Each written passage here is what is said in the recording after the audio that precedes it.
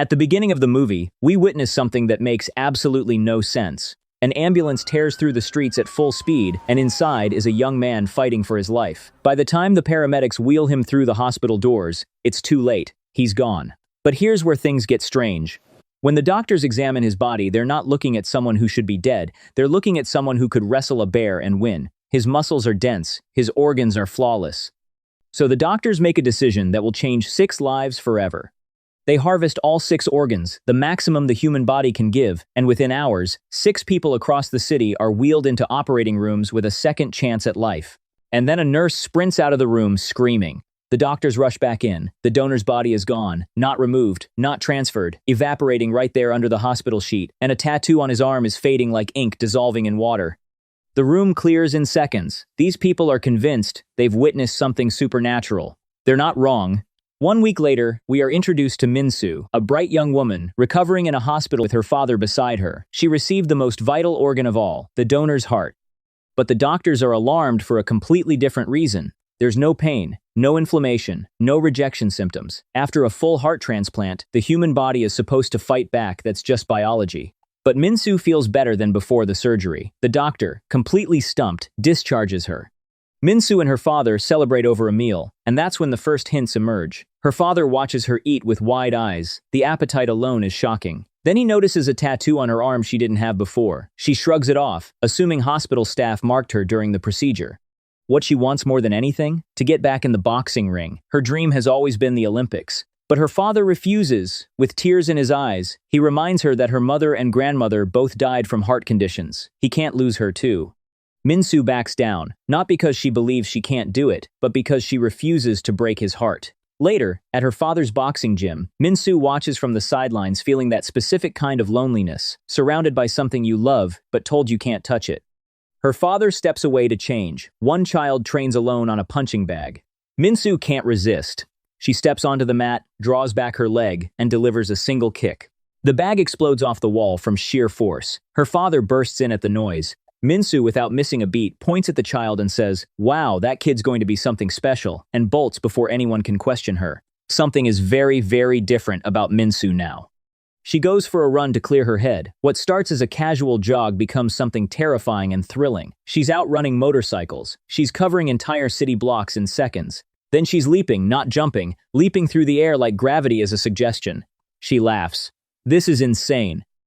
Then she runs headfirst into a moving truck. The truck nearly tips over. Min-soo is completely unharmed. In one instinctive motion, she grabs the vehicle and pushes it back upright, leaving the driver staring in absolute disbelief. Meanwhile, across the city, a man who had been in a coma for a full year suddenly wakes up. His daughter, who had been patiently waiting for him to die so she could inherit his wealth, is devastated. The man makes it worse by calmly telling her he heard everything she said while unconscious. She storms to the hospital demanding answers, and learns her father received the donor's pancreas. The doctor admits no one knew the donor had unusual traits. The daughter's mind starts turning. 6 organs, 6 people, 6 potential abilities. She starts building a plan, a dangerous one. Back with Min-soo, she's just discovered she's being watched. A man is filming her, hiding behind a corner. She grabs him, nearly wrenching his arms from their sockets, then freezes. He has the same tattoo. She lets go. He explains he received the donor's lungs, and to prove it, he exhales. The resulting gust rips down the street like a hurricane, scattering everything in its path. There are 4 others out there, he tells her. 6 organs, 6 recipients. You and I are 2. He wants to find them all. He wants to form a team. We are also introduced to a strikingly handsome young man who has turned his abilities into a personal fortune. He received the donor's eyes. Now he can see data, systems, and energy, and hack into anything with a single snap of his fingers. He's been using this at gambling dens across the city, walking away with every pot and living extravagantly. At the Olympics, Min-soo and the wind-powered man scout for other recipients, reasoning that elite athletes often have transplant histories. Min-soo enters the sprint. She obliterates the competition. They soon encounter a warm woman, offering drinks to other competitors, kidney transplant recipient, tattoo on her back. She's one of them. When asked about her abilities, she thinks carefully and says, "My skin has become flawless. Everyone seems captivated by me." Min-soo stares. That's it? Before she can process this, the hacker crashes their meeting, snapping his fingers, killing the lights, reading everyone's personal secrets aloud from their phones. The tension between him and the Windman is immediate and ugly. The Windman storms off, convinced they'll beg him to return. No one does. "At least pay for the food," Minsu shouts after him. The hacker gets himself kidnapped. His gambling habit finally catches up with him. A gang leader, furious at being drained dry, locks him up. The hacker sends his location to Minsu. What arrives first is the Windman, who came only because he desperately needed a bathroom. Minsu eventually arrives, grabs a straw, jams it in the Windman's nose, and tells him to sneeze. The blast sends the entire gang flying.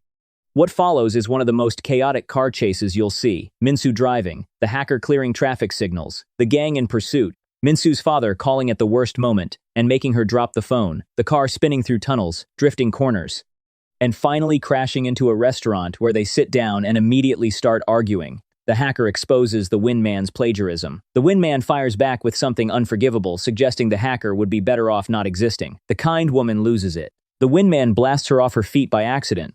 She walks away in tears. The team splinters.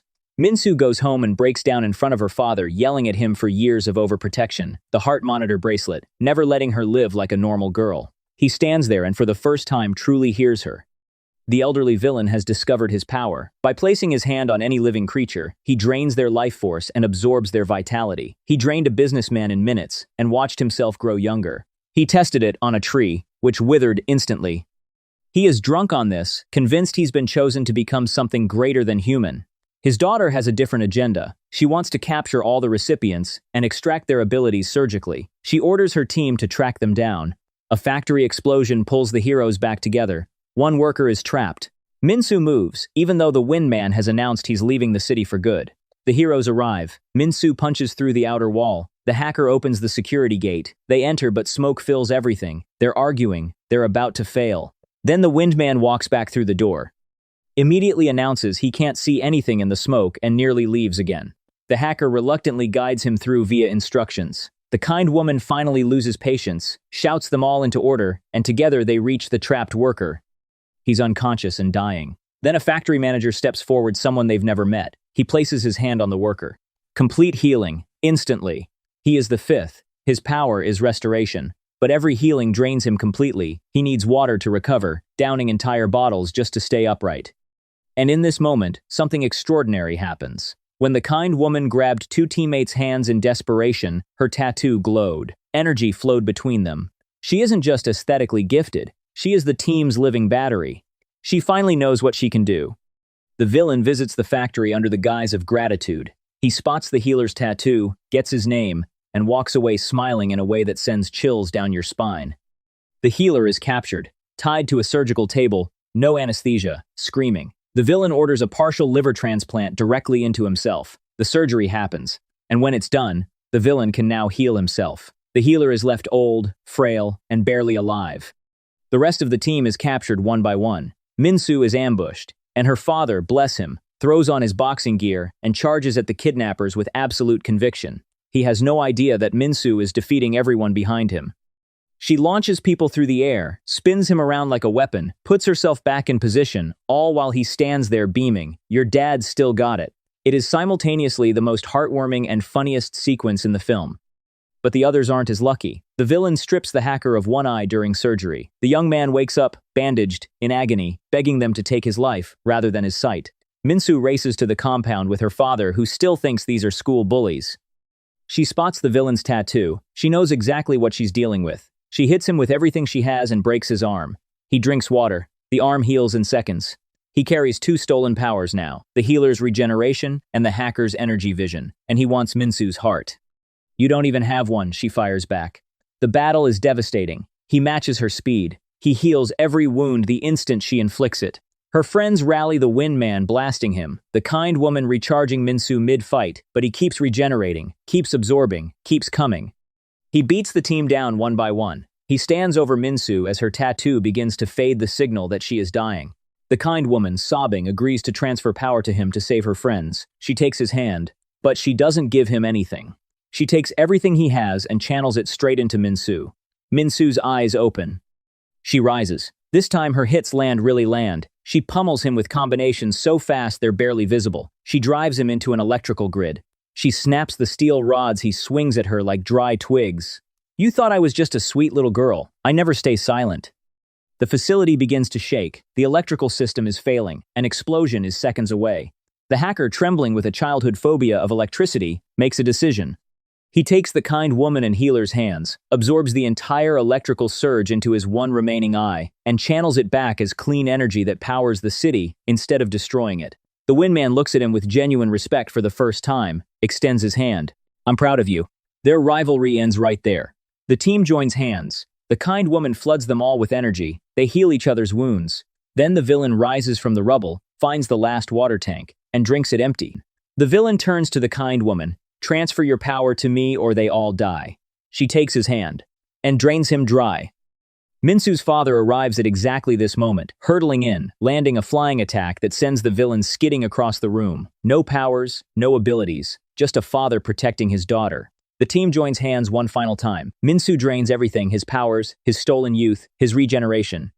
He collapses, old, frail, and powerless, in front of the followers who had worshipped him. The hacker reveals his true form to them all. The crowd stares at this withered man on his throne and realizes they were deceived from the start. It's over. The team stands together, bruised, exhausted, and laughing. We need a team name, the kind woman says. They argue, they brainstorm. Minsu offers it simply, high five. Everyone agrees instantly. Their first official mission, they go to the hospital and wake a rescue worker in a coma. His wife watches him open his eyes and collapses into him sobbing. The healer smiles quietly. The 6 supers, the most unlikely, most chaotic, most genuine found family, decide right there to stay together, fight evil, and protect those who have no one. Before you go, if you watch this entire breakdown and still haven't subscribed, what are you waiting for? This channel works hard to bring you explanations like this one, and all it takes is one tap. And drop a comment below if you woke up tomorrow with one of these 6 powers. Which one would you choose and why? The heart, the lungs, the eyes, the healing touch? Tell me below. I'll see you in the next one.